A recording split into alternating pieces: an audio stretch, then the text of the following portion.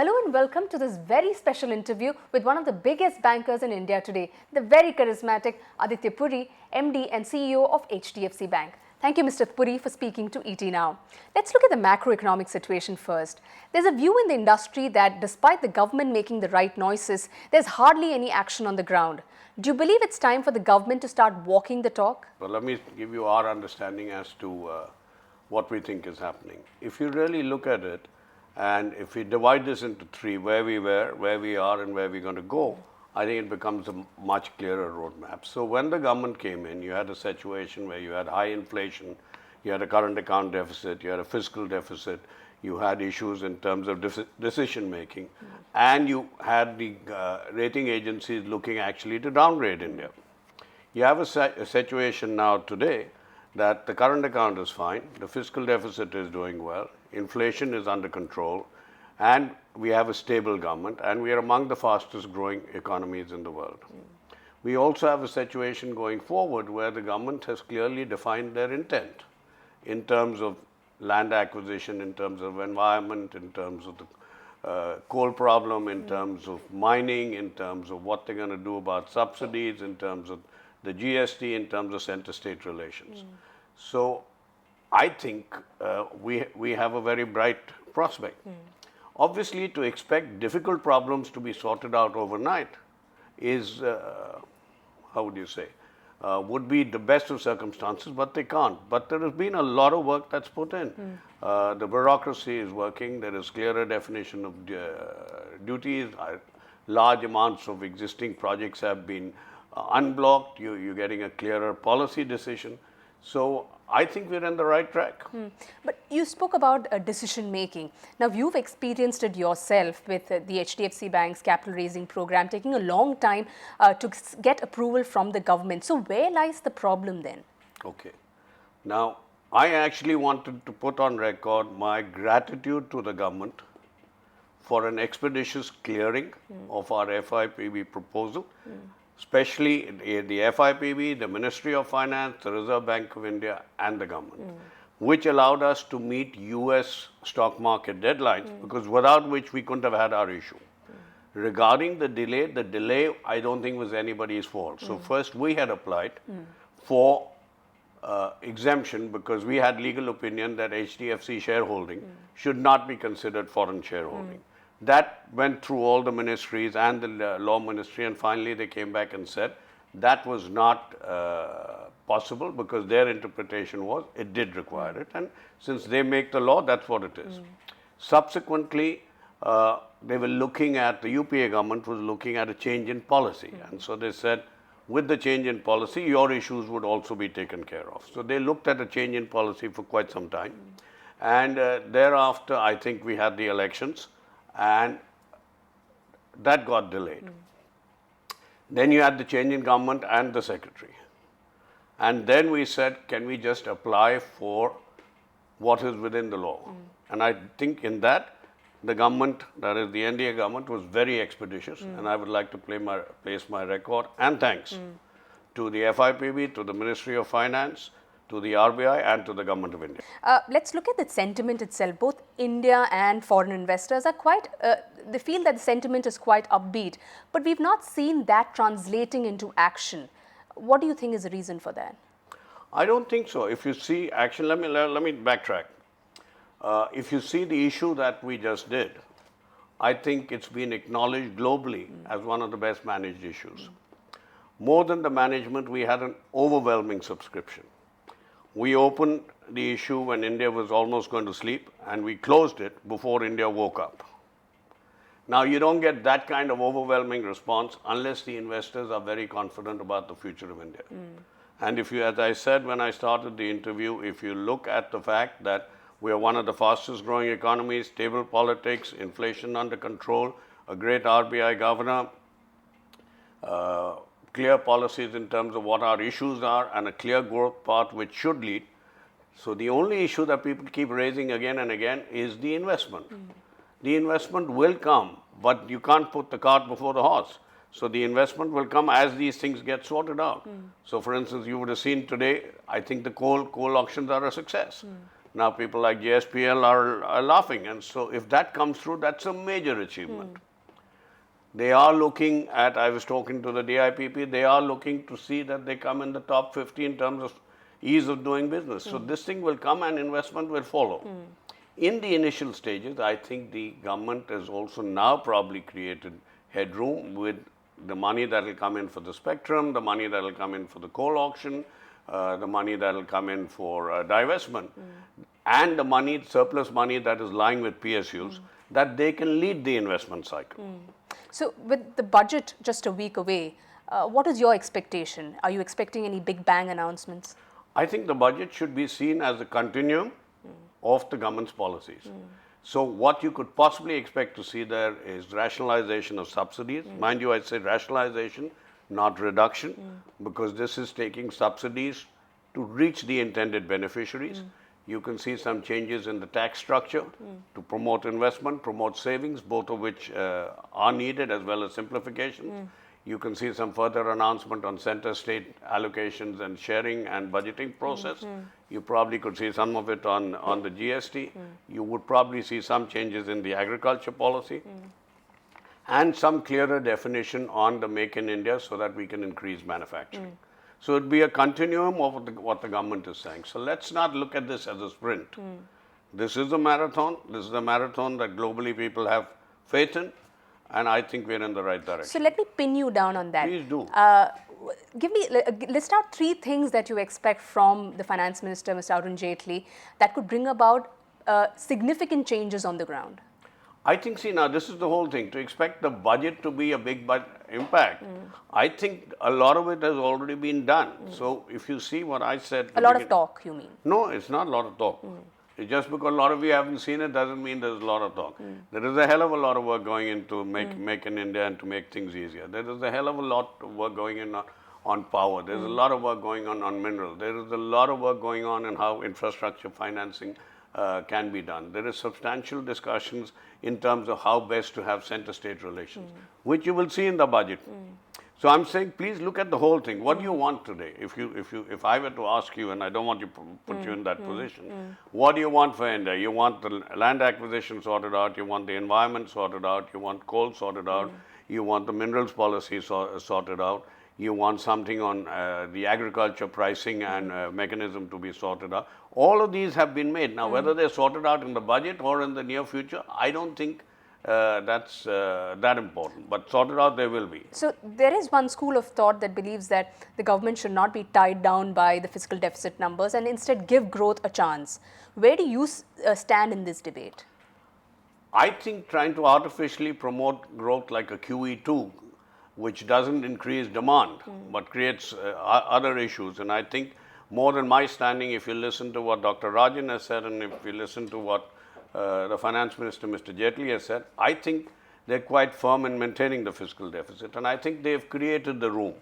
Both these things are not expected, the kind of money that will come in on the coal and the spectrum. So if they just get this kind of money to come in, they have some innovative means of financing, as well as they have a situation where public sector starts spending. I don't think they need to do a big bang expenditure that substantially needs to alter the fiscal discipline, which is moving in the right path and will also help the RBI governor thereby reduce rates.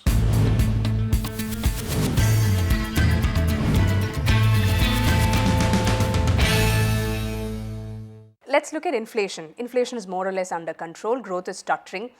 We've seen a token 25 basis points rate cut. Do you think RBI should take a more proactive stance going forward? And what's your projection of the interest rate cycle looking at throughout the calendar year? The way I see it, I think Governor Rajan has said it.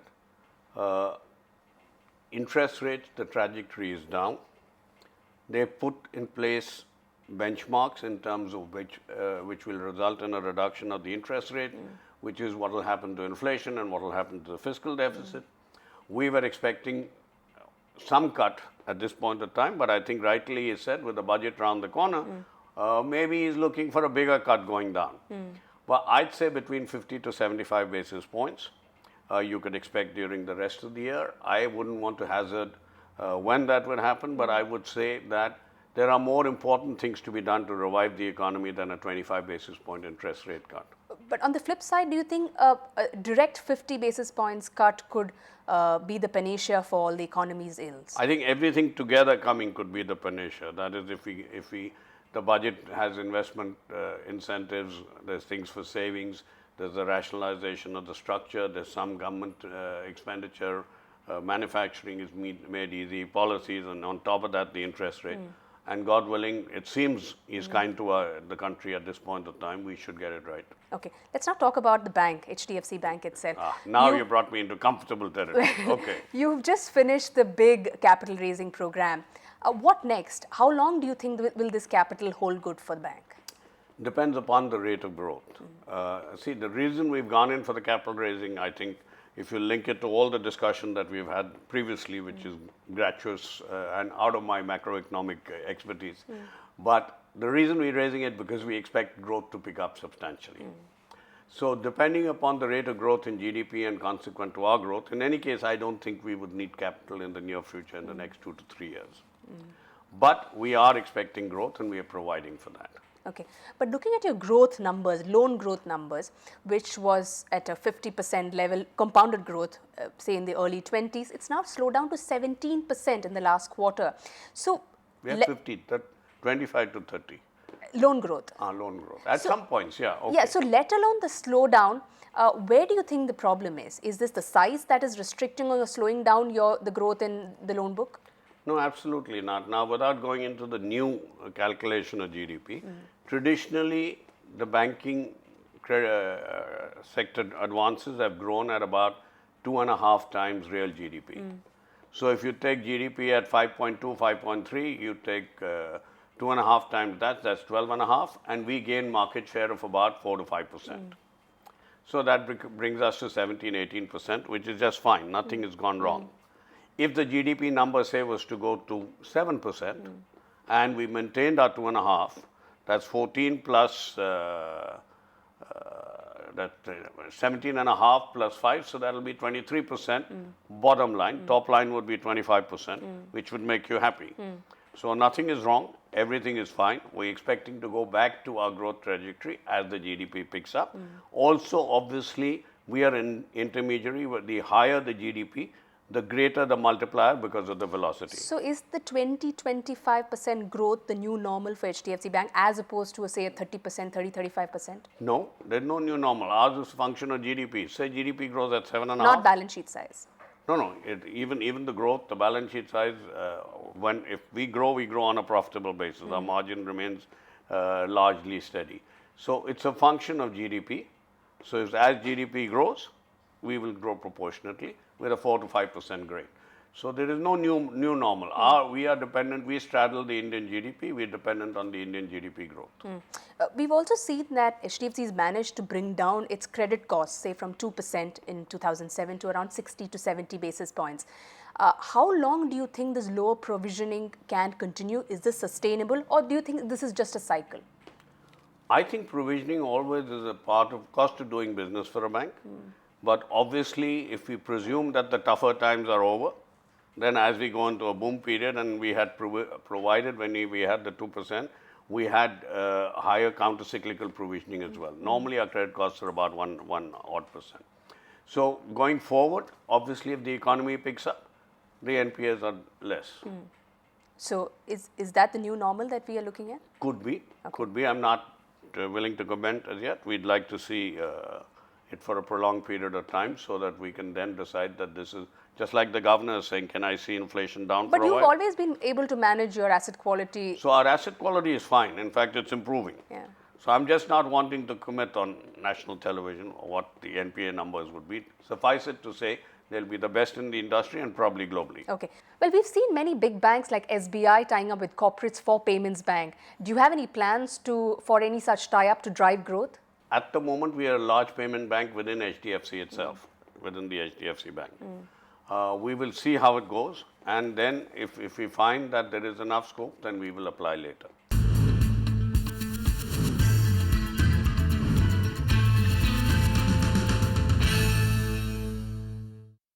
what is your view on the whole digitization in banks? Where do you see that? Where do you see digitization in banks going forward? And what's the future of banking going forward? Okay. If you look at it, this is something I really like because, I had gone after, at the invitation of MasterCard because a lot of people told me there were these bright minds in Silicon Valley waiting to disrupt banking all over the world and went to see what was happening. And when I saw that, you actually saw that they were not trying to disrupt banking, they were using it as a platform to provide more convenience to the customer. So when we came back and had our own management meet, what we have to understand what's happened. In the old days, the network was roads, the physical network was the roads, water, electricity, and then commerce moved on that. Then you had the invisible networks of telecom, radio, television, etc. And then when the internet came about, everything started talking to each other, and you got the social networks coming about. When this happens, then issues in terms of geography, scaling, all this disappear. And since there's a lot of information available, the power shifts to the customer. When the power shifts to the customer, you have to deliver to the customer what he wants, how he wants, where he wants. So what did we see happening? We saw the advent of big data.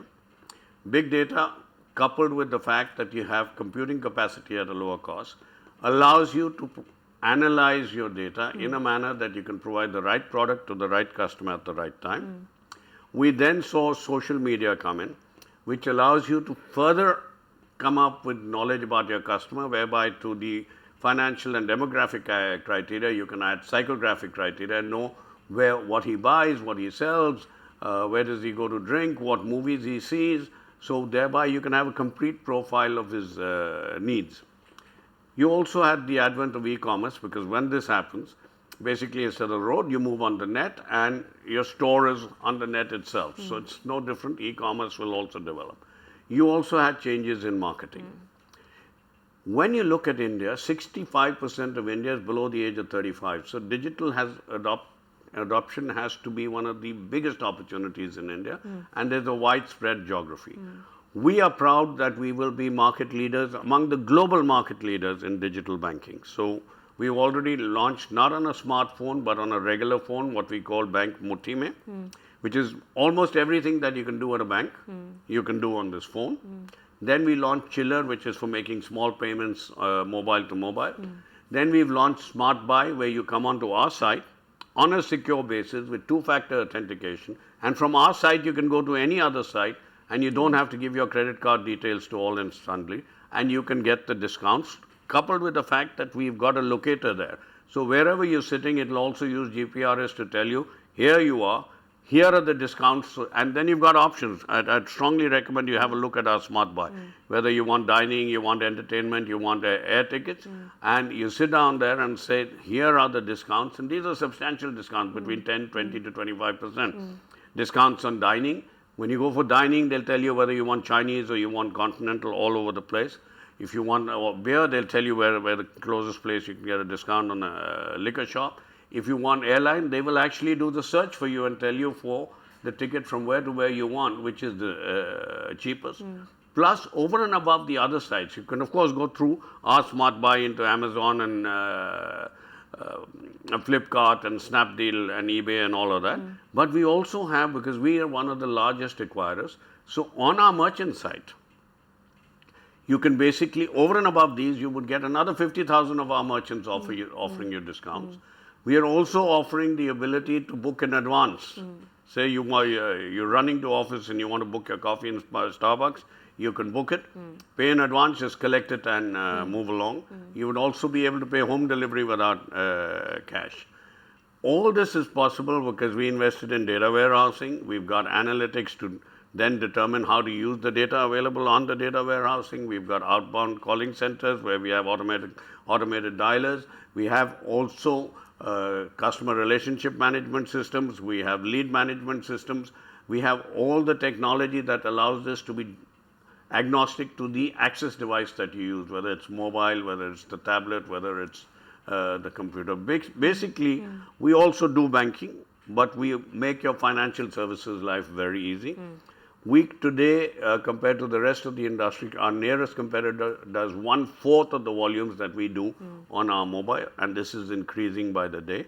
It also changes geography in terms of the way people can bank, except for cash, which now with the Jan Dhan Yojana and every village being covered and there being interoperability, he can go there and to the nearest place and get cash as well. So we think this is a major, major opportunity. Okay. And we are leaders. Okay, great. Two universal banks in IDFC and Bandhan, and handful of payment and small finance banks. How do you see the whole landscape shaping up? How do you see competition shaping up? Firstly, I believe that, more than I believe, if you see research, fundamentally, India is underpenetrated in financial services. So if you go back to what the Reserve Bank said, is try and meet the needs of the entire population. So the payment banks is for the people in the far-flung areas. The small banks are more attuned to the needs of the local guys. Banking itself, we are asking to spread out. So there is enough scope for everybody. And it will evolve. So there's place for everyone. So you don't think it's going to be disruptive? I don't think so. Well, talking about the possible merger of HDFC and HDFC Bank, it's not a question of if, but it's all about when. What do you think is coming in the way of this mega merger? Both Deepak and me have always said that in the long run, the merger makes sense. We need favorable circumstances in terms of some changes in regulations related to the static balance sheet of HDFC, and we are working on that. And at the moment, there is no proposal on the table. As and when it makes sense, we'll come back to you. But there is a view within the group that merger has to happen? Has to happen, cannot. I just told you, if it makes sense and if the favorable circumstances come, it's got to make sense to both parties. There have to be favorable circumstances and it has to make sense to the world. So if those happen, of course there's a sense. And do we think it's something that it should happen if things go right? Yes. Well, RBI has increased the upper limit for retirement of managing directors to 70. That's given you another innings of 6 years at the helm of HDFC Bank. Would you want to complete the whole term, and or how long would you look at serving the term? What do you think? It's up to you. At this point of time, why not? Okay. As long as I feel it's not me alone. It's got to be me, it's got to be the board of directors, it's got to be the shareholders. So I think as long as I can perform and deliver and we are all in mutual consent, why not?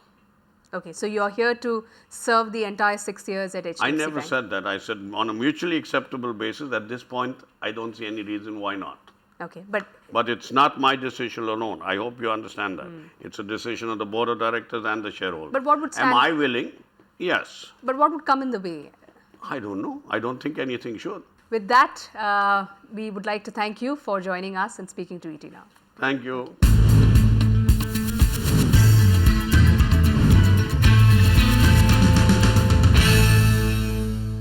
Find us on Facebook at facebook.com/ETNow and don't forget to click the like button. You can also follow us on Twitter at ETNowLive. To stay updated with all our programming, hit the subscribe button on our YouTube channel by logging on to youtube.com/user/ETNow.